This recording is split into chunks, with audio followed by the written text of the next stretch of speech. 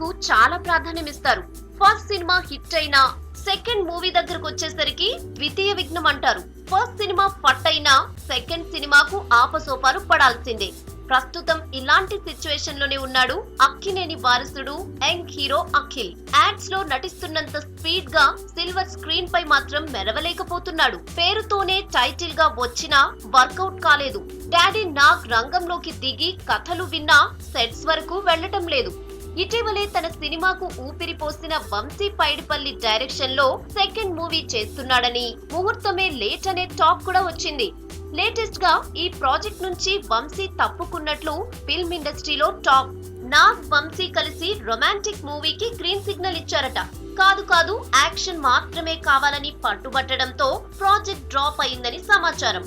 Mass hero image కోసం తాపత్రయపడుతున్న Akhil mind set మారుస్తాడా లేక కథనే మారుస్తాడా అనేది డాడీ నాగ్ చేతుల్లో ఉందని చర్చ జరుగుతోంది.